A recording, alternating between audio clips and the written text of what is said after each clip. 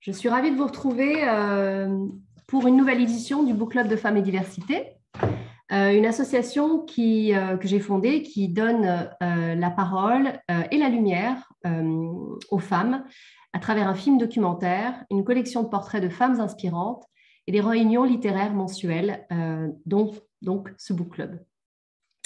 En ce mois sacré qui a vu célébrer la naissance du prophète de l'islam le 8 octobre dernier, il nous avait semblé pertinent de parler de ces femmes musulmanes qui ont marqué l'histoire.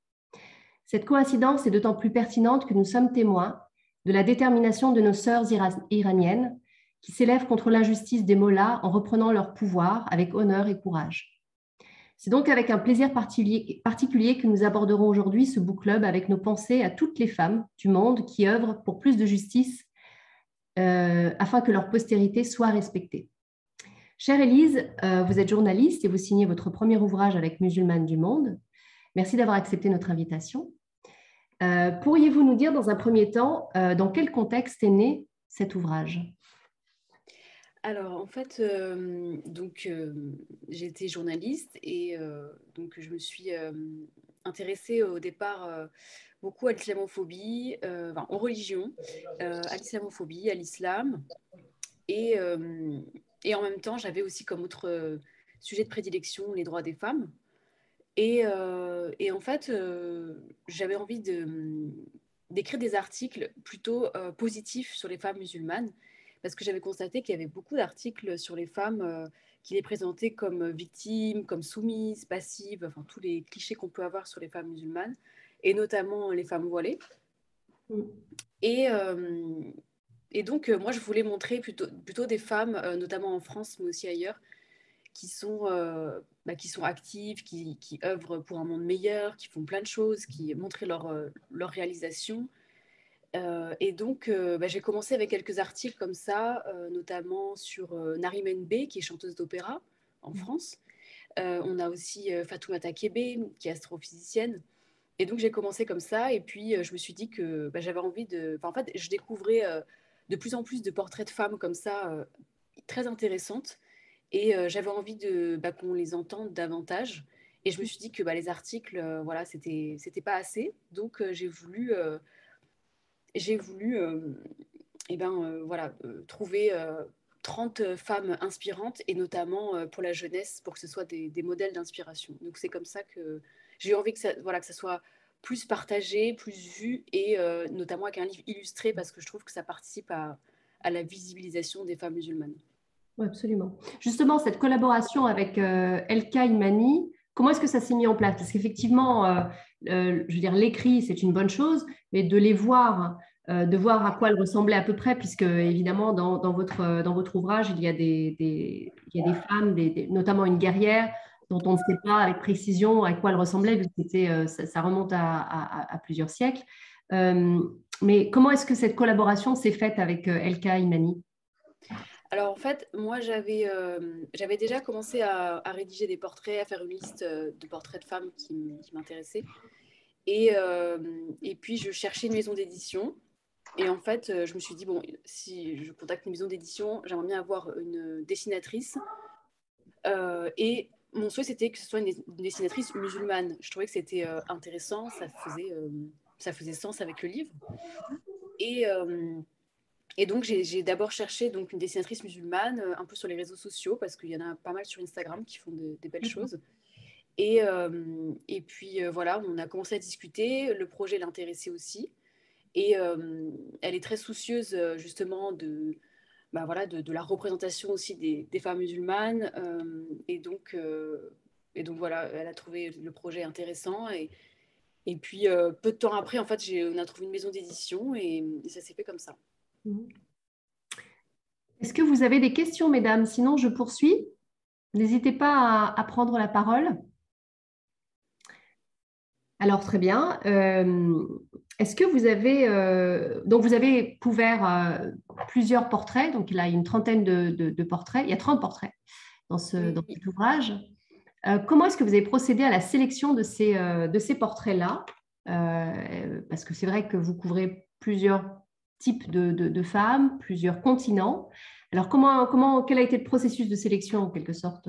pour identifier Alors, en fait, moi, ce qui était important pour moi, c'était que ces femmes viennent de plein de pays différents pour montrer vraiment la diversité des femmes musulmanes. Parce que souvent, on parle de la femme musulmane, voilà, on se dit c'est une femme arabe, maghrébine, etc. Alors qu'en fait, il y a des femmes musulmanes qui sont ouïghours, européennes, rohingyas. Enfin, voilà, il y a une diversité de femmes musulmanes qui est vraiment importante. Donc là, elles viennent d'une vingtaine de pays différents. Il y avait ce critère-là. Il y avait aussi. Alors, moi, j'étais plus à l'aise avec des femmes plutôt contemporaines parce que je me suis dit que pour des jeunes, c'était plus facile de s'identifier à des femmes qui font des métiers plutôt actuels. Mhm. Et puis après, je voulais donc des femmes qui font des choses, enfin, qui ont des domaines de compétences très variés. Donc, vraiment artistes, militantes, scientifiques. Voilà, je voulais vraiment beaucoup de diversité, des jeunes, des personnes. Enfin, voilà.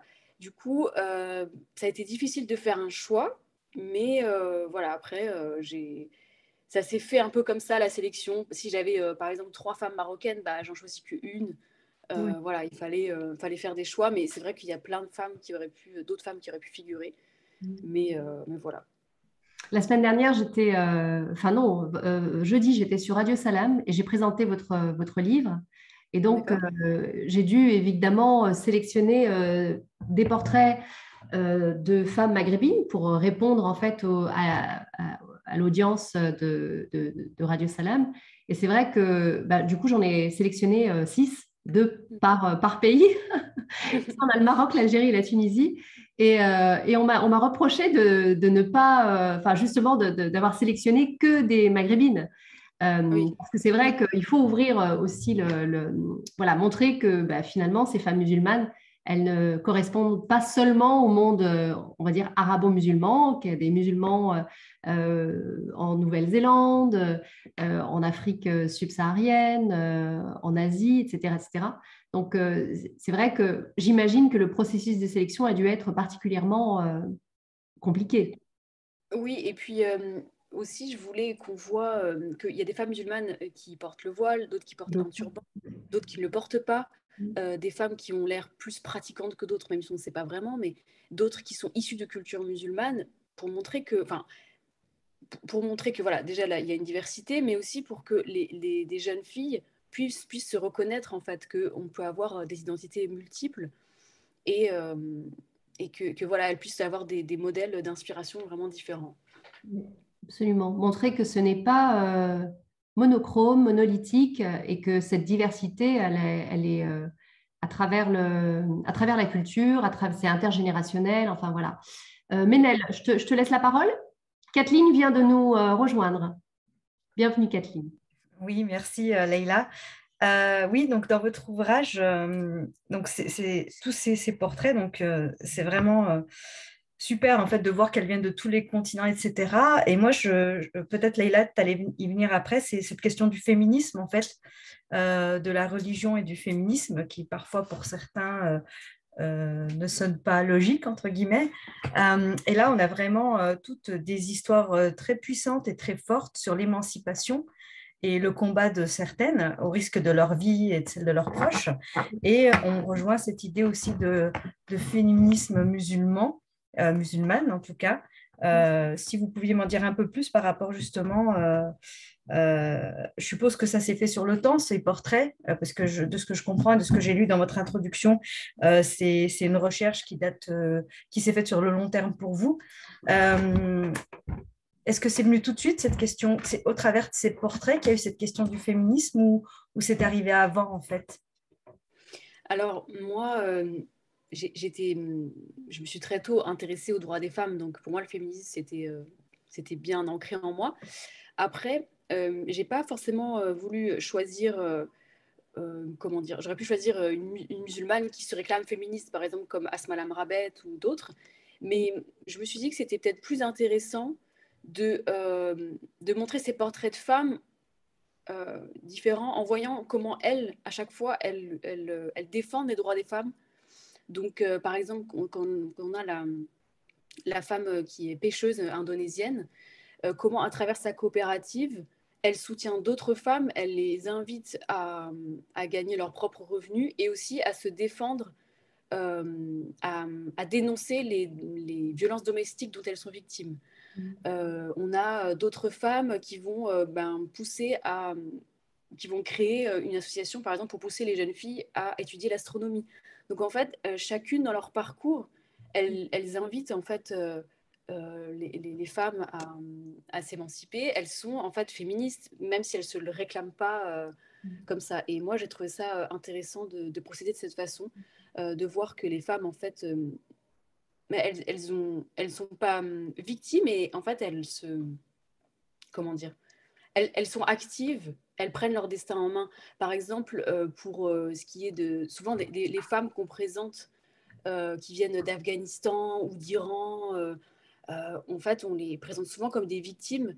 Et là, en fait, j'ai voulu montrer que, oui, elles prennent leur destin en main. Il y en a une qui fait du code, une autre qui est street artiste. Et voilà, elles n'ont pas besoin qu'on vienne les sauver. Elles savent aussi prendre leur destin en main, quoi. Linda, je vous donne la parole. Il faut activer le micro. Oui, merci. Je voulais savoir, Élise, par rapport à l'approche, justement pour la sélection aussi des parcours de ces femmes-là dans le livre, est-ce qu'obligatoirement, elles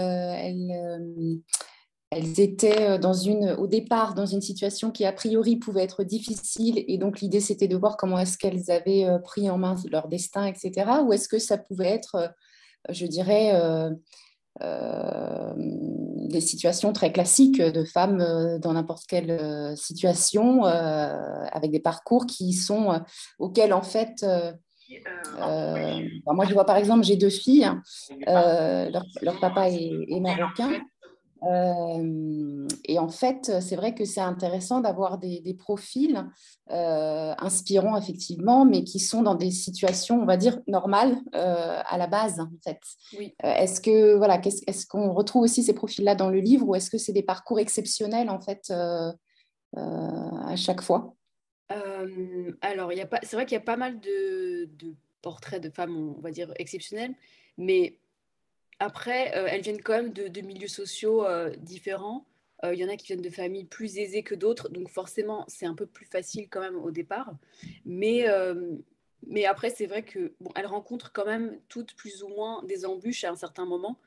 Euh, oui, parce que en fait, souvent, quand on réalise son rêve, de toute façon, on rencontre toujours des embûches. Donc voilà, après, on a vraiment quand même des profils différents, des milieux sociaux différents.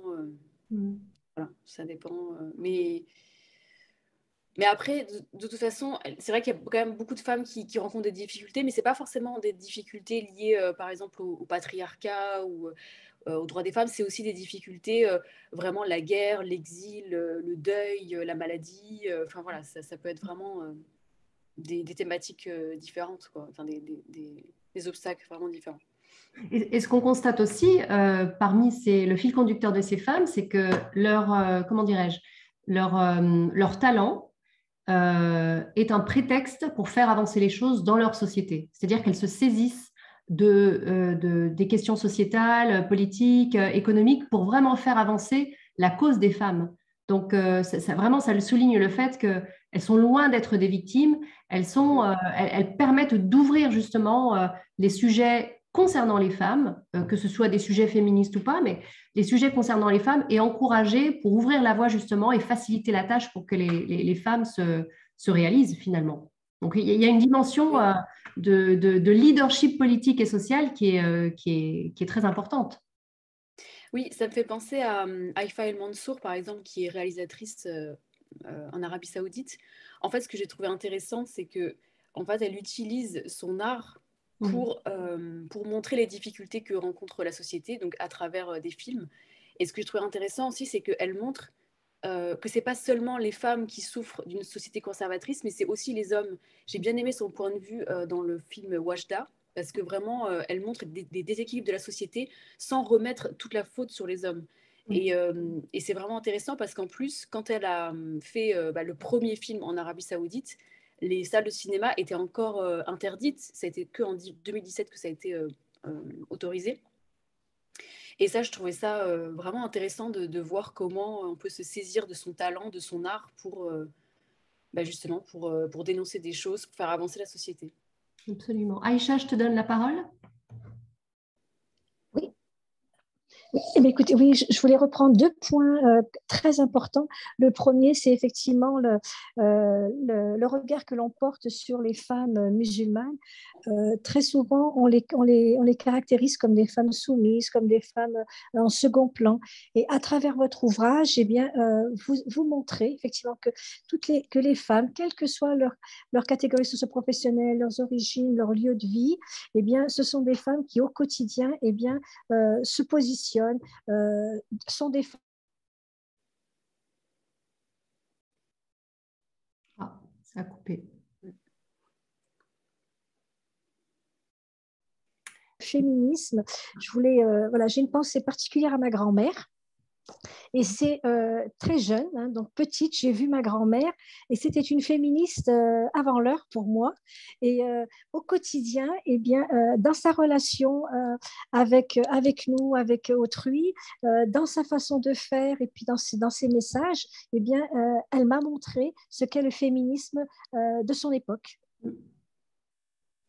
Et nombre de femmes, effectivement, que j'ai côtoyées enfant, eh bien, en vous écoutant, eh bien, je me remémore des actions féministes auxquelles on n'attribuait pas du tout ce positionnement. Oui, bien sûr, on peut très bien être féministe en fait, dans ses actions sans forcément se revendiquer en tant que telle. Mais c'est vrai que ça me fait penser aussi que justement, comme je le dis un petit peu dans la préface, enfin, dans l'introduction du livre, en fait, les héroïnes musulmanes, c'est aussi les personnes de notre entourage. Ça peut être notre mère, notre grand-mère, notre cousine. Ça peut être des femmes qui prennent soin des autres, les institutrices, caissières, infirmières, etc. En fait, bon, là, c'est vrai que c'est des parcours assez exceptionnels, mais voilà, c'est aussi toutes ces femmes en fait qui sont très courageuses, qui sont aussi inspirantes. Tout à fait. Je crois que Ménel avait levé la main. En fait, oui, j'avais une question. C'est ma fille Léna qui est juste à côté de moi, mais qui n'ose pas intervenir, qui me demande est-ce qu'il y aura un autre livre? Parce on a parlé d'une trentaine, mais je sais que vous aviez en tête, voilà, le choix était difficile, etc. J'anticipe peut-être la question, mais est-ce qu'il y aura peut-être d'autres ouvrages, une suite à celui-ci? Alors, c'est pas prévu pour le moment, mais après, c'est vrai que moi, je serais partante si je devais en choisir d'autres. Enfin, voilà, moi, j'ai eu beaucoup de plaisir à écrire ce livre, à faire mes recherches. Vraiment, ça a été passionnant. Donc, ça serait avec plaisir de proposer d'autres portraits. Mais bon, après, ça pourrait être, je sais pas, pour poursuivre peut-être dans ce thème, mais peut-être une autre façon. Je ne sais pas encore. En tout cas, il n'y a pas pour l'instant de suite qui est prévue. C'est vrai qu'il y a clairement une médiatisation négative autour des musulmans, et en particulier des musulmanes qu'on stigmatise d'adjectifs de femmes soumises sous l'égide de leur mari, de leur frère, de leur père. Enfin voilà, elles n'ont aucune autorité sur leur propre destinée. Est-ce que vous diriez qu'il y a une carence en termes de représentation positive de figures musulmanes ou de figures de culture musulmane, on va dire, en France? C'est-à-dire, est-ce qu'il faudrait avoir des rôles modèles beaucoup plus affirmés, notamment dans les médias? Oui, oui, je pense, parce que mais bon, pour l'instant, en fait, quand on invite une femme qui porte le voile à la télé, c'est c'est pour qu'elle justifie pourquoi elle porte le voile, ou voilà, ou pour c'est forcément qu'il y a une polémique ou quelque chose. Donc, en fait, on en est encore là, et pour l'instant, c'est difficile. Euh, les choses bougent vraiment très doucement, et, euh, et sans même enfin, sans même parler de femmes inspirantes qui pourraient, enfin, qui, qui excellent dans leur domaine. Si on parle simplement de la représentation des femmes musulmanes dans les séries ou dans Oui.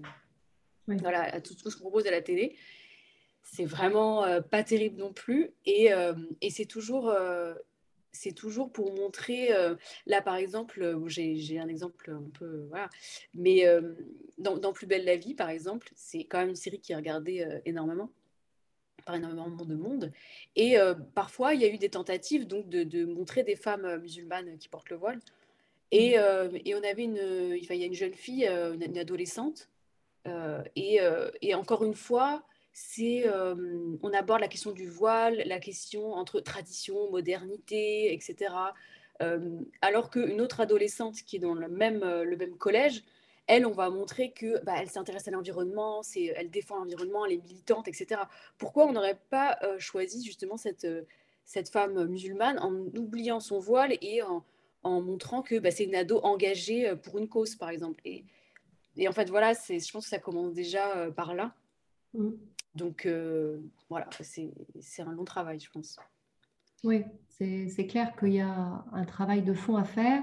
Et surtout, je pense que le travail, il est d'autant plus important que, enfin, en tant que maman, j'ai envie de donner des modèles, des représentations, en fait, à mes filles de femmes musulmanes qui sont un peu plus honorables que ce qu'on nous présente à la télévision, c'est-à-dire les TikTokeuses ou YouTubeuses. Enfin voilà, il n'y a pas de sous-métier, mais en vrai, j'aimerais aussi que mes filles s'identifient à des parcours de femmes qui ont œuvré, qui sont allées chercher leur bonheur, qui ont fait avancer les choses. Et c'est vrai que ça manque beaucoup. Est-ce que vous travaillez avec des écoles ou avec des bibliothèques pour justement sensibiliser justement cette jeunesse à ces parcours inspirants pour sortir un petit peu du cliché du footballeur ou de la youtubeuse, quoi?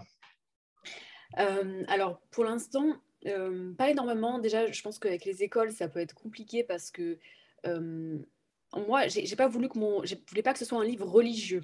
Je me suis vraiment, pour moi, je le définirais pas comme un livre religieux.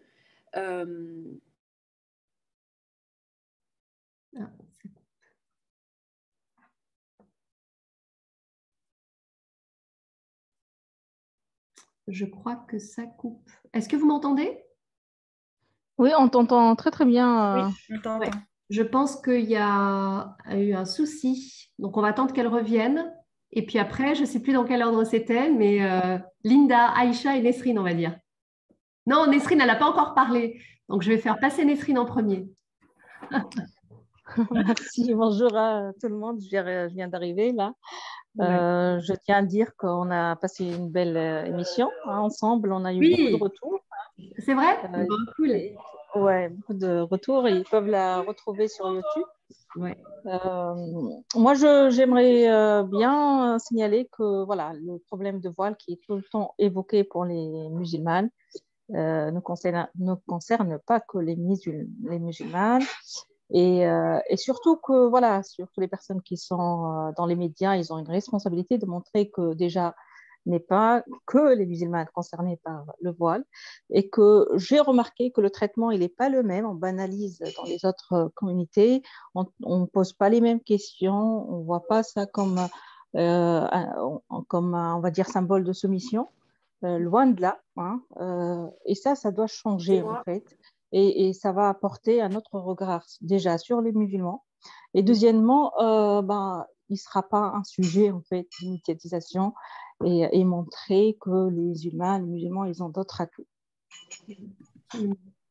Est-ce que Elise, vous avez pu écouter la remarque de Nesrine? Non, je suis désolée. En fait, ma connexion a coupé, donc c'est pour ça voilà. Je suis désolée. Alors, Nesrine, est-ce que tu veux sur... Ah oui, vous pouvez finir. Et puis Nesrine, puis après, sa question un peu plus simplement. Ok. Donc du coup, non, j'ai pas eu l'occasion encore de vraiment travailler avec des écoles ou des bibliothèques parce que ça reste compliqué, je pense, à la laïcité forcément. Et même si c'est pas un livre religieux, je pense que ça pourrait être un frein. Enfin voilà, en tout cas pour l'instant, ça c'est pas fait. Absolument. Ok, Nesrine, est-ce que tu veux reposer ta question? Donc Nesrine, on a présenté une émission jeudi dernier sur Radio Salam, donc elle travaille à Radio Salam Lyon, et on a présenté justement votre ouvrage, Élise. Et Nesrine avait une question par rapport justement aux représentations et par rapport à la question du voile, qui souvent limite le débat autour de ce bout de tissu, alors qu'on devrait plutôt s'intéresser à la personne, à ce qu'elle fait, à comment elle œuvre, etc. Et Nesrine, je te laisse la parole. Oui, bonjour Élise. Alors, ma question pour faire court, c'est que déjà montrer que le voile n'est pas concerné seulement par la communauté musulmane. C'est un point commun pratiquement entre les religions monothéistes. Et que moi, j'ai remarqué que le traitement, il n'est pas le même quand on se représente à d'autres religions, à une femme qui est voilée. Quand elle n'est pas musulmane, on ne pose pas les mêmes questions. Et je trouve ça pas normal et limite banalisé, que c'est voilà, tout à fait normal, alors que voilà, une musulmane, on va lui toujours poser la question pourquoi tu portes le voile. Et surtout, montrer que déjà, on a un point commun qui peut nous réunir et pas le contraire. Et que finalement, on a tous des atouts, du potentiel à montrer. On n'est pas limité à une représentation religieuse. Et surtout, je perds un petit peu mes idées, mais surtout que, voilà, on change de regard et ça changera les relations et donne, j'imagine. Oui, j'espère, même si ce livre est destiné plutôt à des adolescents et des adolescents musulmans, j'espère qu'il y aura aussi, enfin, il y en a eu aussi d'autres lecteurs qui ne sont pas forcément musulmans, et j'espère que ça les aura incités du coup à découvrir ces femmes en oubliant un peu leur voile et en vraiment que ces personnes puissent s'intéresser à ces femmes en tant que telles, qui elles sont, ce qu'elles font. J'espère que ça pourra aider. Linda, je vous donne la parole. Oui, merci. Oui, après, c'est vrai que comme dans votre livre, étant donné qu'effectivement, il y a des portraits qui sont très différents de femmes voilées ou pas, je pense que ça permettra aussi de retirer ce critère en fait de voile qui est très, très réducteur. Après, c'est vrai que le sentiment que j'ai en France, de manière générale, c'est qu'en fait, on a aussi un souci de comprendre ce qu'est l'identité. C'est-à-dire qu'en fait, on a tendance en France à réduire l'identité à quelque chose qui est très binaire, c'est-à-dire on se sent français si avec des critères très, très catégoriels. Hein. Alors qu'en fait, c'est vrai que l'identité, c'est quelque chose de très, très complexe. Alors moi, je ne suis pas du tout, musulmane, mais j'ai une double culture. Hein. Je suis franco-irlandaise. Et donc, j'ai vécu un peu au Maroc. Et donc, en fait, dans mon identité, finalement, j'ai un peu de tout ça, en fait, en moi. Et c'est vrai qu'en France, je trouve que c'est très, très réducteur, alors que dans d'autres pays, que ce soit l'Angleterre ou l'Irlande ou d'autres pays, on a une ouverture en fait sur la complexité de ce que c'est l'identité qui facilite aussi les choses. Et c'est vrai qu'en France, voilà, une femme qui est voilée, elle ne peut pas être policière, elle ne peut pas être... voilà, il y a des choses qui sont bloquantes dès le départ. Et c'est vrai que c'est dommage. J'ai en tête une amie qui était d'origine iranienne et qui faisait ses études en France et qui aimait beaucoup la France, mais en fait qui souhaitait être enseignante à l'université et elle est partie en Angleterre parce que c'était pas possible en fait en France. Donc c'est vrai que c'est dommage que voilà, du fait de cette vision très réductrice, il y ait des gens qui sont brillants qui sont obligés de partir en fait. Oui, je trouve ça dommage même que justement on exclut un peu même beaucoup les femmes musulmanes qui portent le voile en France. On les exclut de plein de domaines différents. Elles peuvent pas aller à la piscine, elles peuvent pas aller à l'université, elles peuvent pas, voilà, plein de choses. Et en fait, on se prive de talent. Enfin, la France se prive de talent. Euh, c'est vraiment dommage qu'elles puissent pas se réaliser parce que justement, c'est un peu contradictoire. C'est qu'on dit qu'elles sont soumises, mais finalement, on les réduit à rester à la maison en fait. Donc c'est vraiment dommage parce que voilà, la France, je pense, se prive de multiples talents. Aïcha? Oui, alors ma question, Leïla, vous m'avez devancé. Oui, effectivement, je voulais reprendre les interventions auprès de jeunes, parce que votre ouvrage s'adresse aux jeunes. Je trouvais aussi que votre ouvrage a une ouverture qui permettrait aux jeunes de pouvoir à la fois avoir des représentations positives, mais à la fois pouvoir se projeter aussi positivement et également eh bien, se questionner sur leur identité. Oui. Oui, alors, en fait, c'est pas tout à fait vrai ce que j'ai dit tout à l'heure, parce que, en fait, en y repensant, ça m'est quand même arrivé une fois. J'ai animé un petit cercle, c'était donc avec des jeunes à l'occasion du salon du livre du Maghreb en France, c'était à Paris. Je ne sais plus exactement le nom du salon, mais c'était le salon du livre du Maghreb, quoi. Et j'avais animé en fait un petit cercle avec des jeunes filles, principalement des jeunes filles. Et en fait, bon, il y avait vraiment des âges différents, de 9 ans à 12 ans. Et ça, c'était génial parce que on a vraiment bien discuté du livre, de ce qu'elle souhaitait faire plus tard. Je me suis rendu compte que déjà, elle rencontrait des obstacles. Il y en a une qui m'a dit, bah voilà, moi je fais du foot et à l'école, les garçons ne veulent pas que je fasse du foot. Enfin, et j'ai été étonnée parce que mon père, il ne voulait pas que je fasse tel métier, etc. Et vraiment, ça a été une belle discussion. Moi, c'est vraiment pour moi la meilleure discussion que j'ai pu avoir parce que c'était hyper enrichissant et voilà, c'était vraiment un superbe échange. Donc j'espère que j'aurai l'occasion encore. Mais bon, après, voilà, j'ai pas. J'ai eu. Entre-temps, on va dire, entre la sortie du livre, enfin, juste après la sortie du livre, j'ai accouché quand même. J'étais enceinte, donc c'est vrai que depuis, j'ai pas forcément eu beaucoup de temps pour organiser de telles choses, mais j'aimerais bien le faire. Oui, c'est vrai que peut-être que l'école, c'est pas ce qu'il y a de plus pertinent, mais passer par des Oui. associations culturelles, etc., je pense que ça, vous trouverez un intérêt, un écho à ce que vous portez. Aïcha, est-ce que vous voulez reprendre la parole? Il ne faut Oui, pas oui, je oublier la disais, radio, Leïla. oui, oui, tout à fait, parce qu'effectivement, je vous écoutais et puis je me projetais aussi dans le cadre de l'organisation d'une rencontre avec des jeunes et puis ben, si possible avec vous, parce que je pense que cette rencontre, vous l'avez vécue de manière très riche et moi, je suis persuadée que ce sera une richesse supplémentaire d'échanges. Mais écoutez, Oui, ce serait avec plaisir. avec plaisir. Oui, s'il y a des... Voilà, si vous connaissez des associations ou des endroits où je pourrais intervenir, ce serait vraiment avec plaisir parce que voilà, il y a toujours des bonnes questions aussi des jeunes, des bonnes discussions. Et, euh, et voilà, après, moi, ce que je trouvais aussi intéressant, c'est qu'il y a pas mal de femmes pionnières dans ce livre. Donc, j'espère que ça va susciter des vocations et qu'elles vont se dire aussi, ces jeunes filles, bah, moi aussi, je peux être la première à faire tel métier ou telle chose. Donc, Oui, voilà, je tout pense à que ça fait, peut être... tout à fait. Ben, écoutez, merci pour votre disponibilité. On Bah, mettra, je on vous en mettra en lien Aïcha. Nesrine, vous voulez ajouter quelque chose? Oui, j'ai dit, il n'y a pas mieux que la radio. Il y a la radio aussi, hein, c'est toujours possible.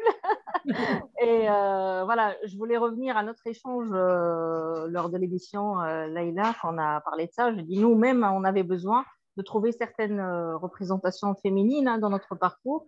Mais c'est vrai que ce livre, il donne clé en main, en fait, des arguments pour des filles, de trouver, voilà, l'argument pour, soit pour les parents, soit pour elles-mêmes, hein, pour se dire, bah, moi aussi, j'arrive. Et moi-même, j'ai connu des parents, malheureusement, et des filles qui renoncent à leurs études juste pour la seule raison, c'est porter un voile ou les parents ils sont contre en fait de tel ou tel métier. Bah, voilà, il y a des femmes qui ont déjà passé par là et c'était possible pour elles, donc pourquoi pas pour les autres.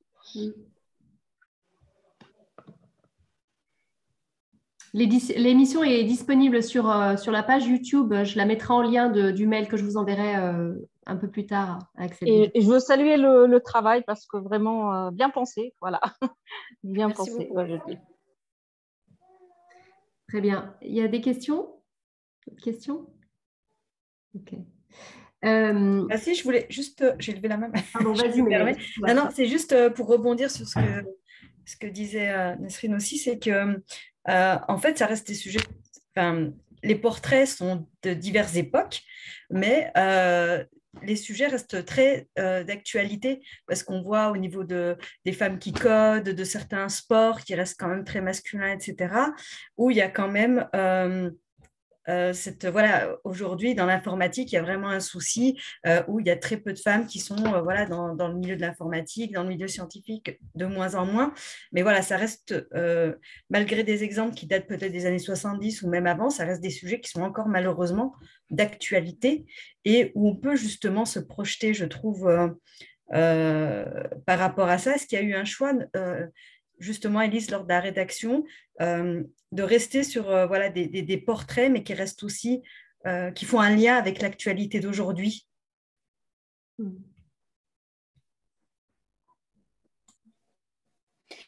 Alors oui, en fait, je me suis dit, quitte à choisir une sportive, autant choisir, justement, on s'attend plus à avoir des hommes, comme par exemple la boxe, c'est encore, enfin, ça y est, maintenant, c'est devenu plus féminin, mais à l'époque de Sarah Ouramoun, par exemple, elle était la première, enfin, une des premières à faire de la boxe au niveau professionnel.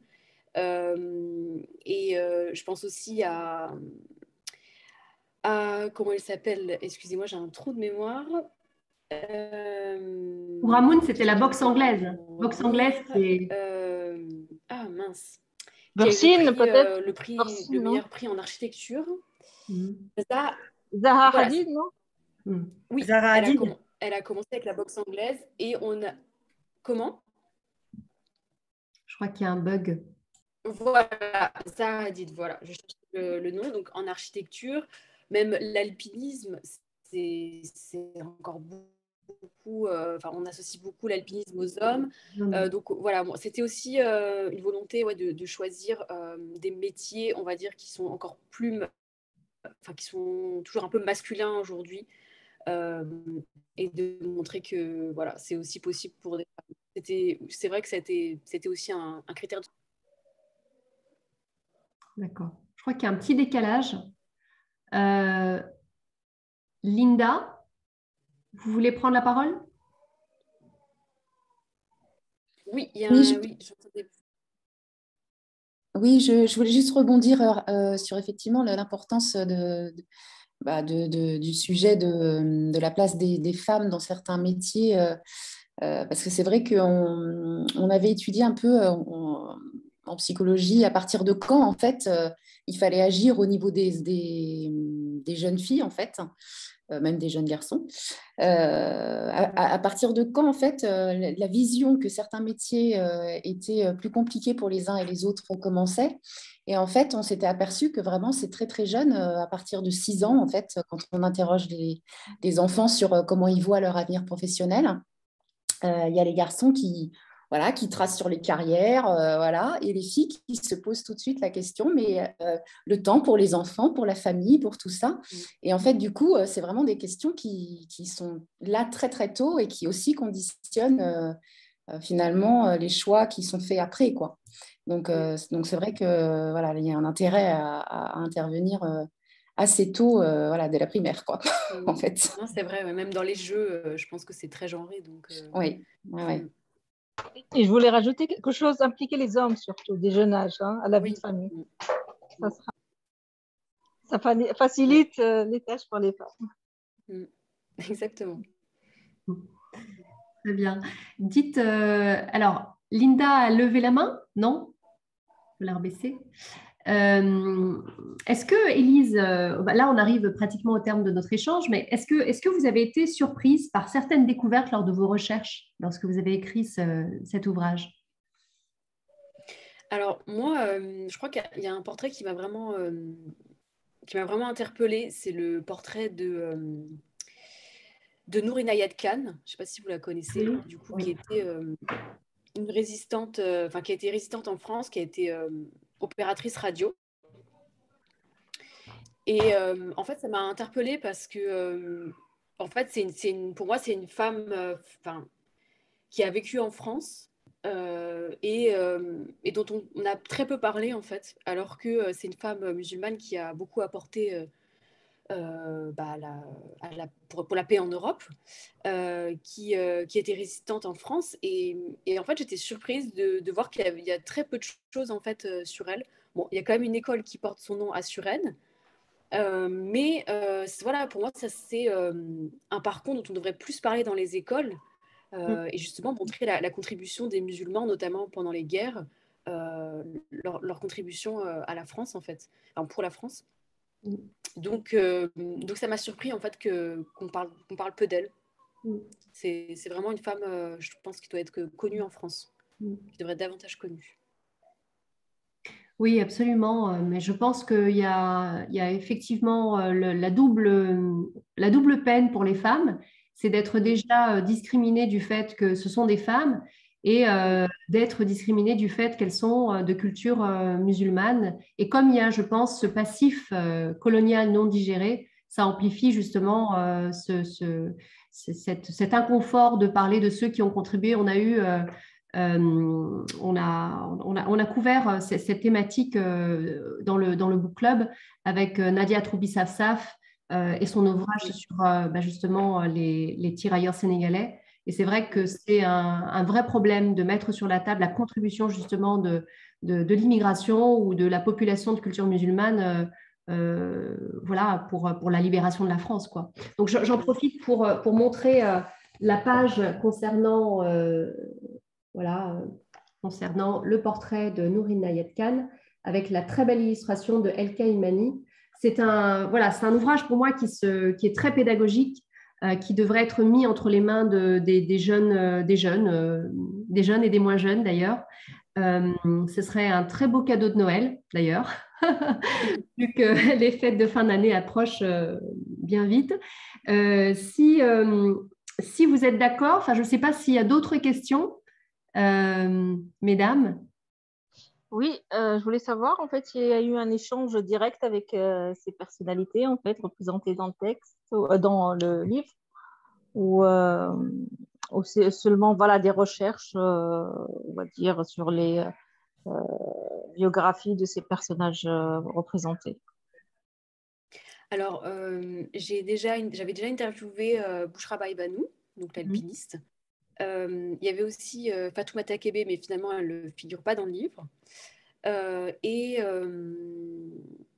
Et après, oui, je crois que c'est tout. Après, en fait, il y avait d'autres femmes qui auraient pu figurer dans le livre, mais qui, du coup, ne le sont pas et que j'avais interviewées. Mais voilà, après, c'est plus des recherches parce qu'il y en a qui sont décédées. Et puis voilà, ouais, non, c'est plus après des recherches. J'ai lu pas mal de leur autobiographie aussi pour pouvoir retracer leur vie. Ménel? Bien, merci. Je trouve que l'ouvrage, justement, encourage aussi à faire nous-mêmes nos recherches, j'ai envie de dire. On commence avec cet ouvrage, on découvre quelques figures emblématiques et peut-être à nous aussi d'aller occasionnellement, régulièrement chercher justement ces femmes issues de la diversité qui œuvrent au quotidien dans le journalisme, dans la politique, dans l'audiovisuel, etc., etc. Donc ça, c'est aussi, je trouve, ce livre, il permet également d'ouvrir un champ d'exploration sur ces portraits et sur ces femmes qui nous entourent, comme disait tout à l'heure Aïcha, je crois, qui nous entourent au quotidien, mais également qui peuvent nous entourer dans des entreprises, dans beaucoup de domaines où il y a un rôle modèle, en fait, où on peut trouver un rôle modèle en cherchant. Malheureusement, on en est encore aujourd'hui à devoir encore un peu chercher. Oui. Mais il faut même beaucoup chercher, je dirais, parce que moi, quand on tape femmes musulmanes inspirantes sur Internet, on a quelques grands noms, par exemple comme Malala, ou d'ailleurs je ne l'ai pas mise parce qu'elle était trop connue à mon goût. On a quelques noms de femmes, mais c'est assez réduit et j'ai dû faire énormément de recherches, notamment en anglais, pour pouvoir trouver ces femmes-là. C'est vraiment beaucoup de recherches, malheureusement, on va dire. Et si vous deviez rendre hommage à une femme, qui serait-elle, Élise? Parmi les femmes du livre? Ou dans votre vie, je veux dire, oui. Qui est votre modèle?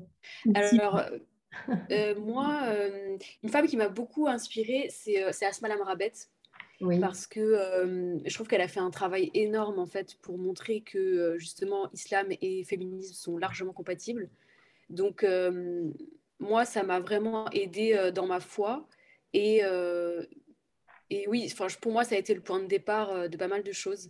Donc voilà, d'ailleurs, enfin, je parle d'elle au début Oui. parce que vraiment, elle m'a beaucoup inspirée. Donc voilà, c'est vraiment un travail remarquable qu'elle a fait. Absolument. Et puis, je trouve que elle fait partie de ces femmes qui nous permettent de réconcilier des pans de nos identités qu'on a tendance à opposer, alors qu'effectivement, on peut être femme, musulmane, progressiste, porter un foulard. Enfin, je veux dire, toutes ces identités-là on peut les accumuler Conjuguée. et voilà, les conjuguer. Et je trouve que ces réconciliatrices, elles nous font un bien fou, quoi. Donc, entièrement d'accord. En plus, elle est marocaine. Oui. Très bien. Bon, on arrive au terme de notre échange, mesdames. Je ne sais pas s'il y a d'autres questions, mais quels sont vos projets futurs? Et Linda avait une question, une remarque? Oui, du coup, je voulais savoir, donc pour trouver le livre, il sort, on peut le trouver où? Alors, vous pouvez l'acheter sur la Fnac. Il est disponible aussi sur le site de la maison d'édition, Face Cachée. Il est également disponible dans des librairies. Il faut aller sur Place des libraires, comme ça vous tapez le nom du livre, vous trouverez les librairies où il est disponible. Après, vous pouvez même aussi le commander dans la librairie proche de chez vous. Voilà, il est quand même assez disponible. Sur Cultura aussi, je crois qu'il est vendu.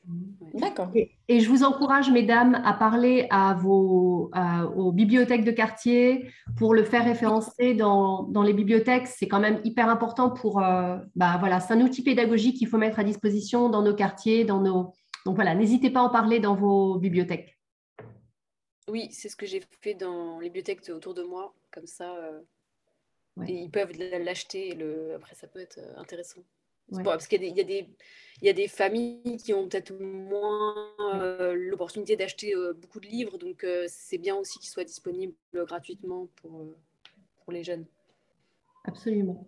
Alors, quels sont vos projets futurs? Et on va procéder au mot de la fin.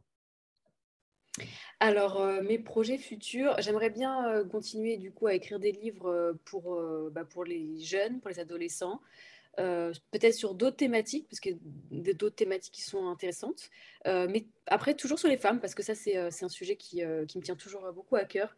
Donc peut-être voilà, parler d'autres femmes, d'autres sujets. En fait, j'ai un peu stoppé le journalisme et je préférais me consacrer plus à l'écriture sur des projets plus longs comme celui-ci. Ouais. Bien. Eh ben, on vous le souhaite. On vous souhaite beaucoup de succès avec ces projets. Et merci encore de nous donner l'opportunité de nous inspirer, de rentrer en lien avec ces figures inspirantes qui nous font du bien, de revaloriser justement ces parts de nos identités qui sont souvent trop brimées dans les médias ou mal représentées. Aïcha, vous avez quelque chose à dire? Oui, comme nous arrivons à la fin, je voulais vous remercier, Leïla, remercier Élise ainsi que toutes les personnes présentes. J'ai beaucoup apprécié. Et puis, Élise, vous m'avez vraiment donné envie de lire votre ouvrage et puis surtout d'en parler tout autour de moi. Merci beaucoup, c'est avec grand plaisir. Je suis très ravie d'avoir eu cet échange avec vous. Merci pour l'invitation, Leïla. Merci, je vous en prie. Alors, ce qu'on va faire, c'est que tous les mois, on offre le livre du mois, en l'occurrence, votre livre, juste du coup, Élise. Donc, j'en ai deux copies. Donc là, on va procéder au tirage. Comme ça, tous nos adhérents, ils savent pourquoi ils adhèrent, quoi. Donc, la main innocente à droite. Je ferme les yeux. Et Bérénice Schramm. Bérénice, elle est en Turquie. Donc, je vais attendre qu'elle rentre en France pour le lui donner en main propre. Elle n'a pas pu être là avec nous aujourd'hui. Elle m'a contactée juste avant le live pour me dire qu'elle était souffrante. Et donc, voilà. Donc, Bérénice, ce livre est pour toi. Pour ma part, je vous retrouve le 20 novembre prochain pour parler avec Elisabeth Kadosh et Anne de Montarlot pour parler de la rivalité féminine. et je pense que ça sera intéressant. Donc, mesdames, vous êtes les bienvenues. Notre book club, c'est un dimanche par mois à 14 heures et je vous donne rendez-vous le 20 novembre prochain. Merci beaucoup, Élise, pour votre temps. Merci, mesdames, pour vos participations très actives et je vous souhaite de belles vacances et un bon week-end. Merci, Leïla. Au revoir. Bonnes vacances aussi à tous. Merci, au revoir.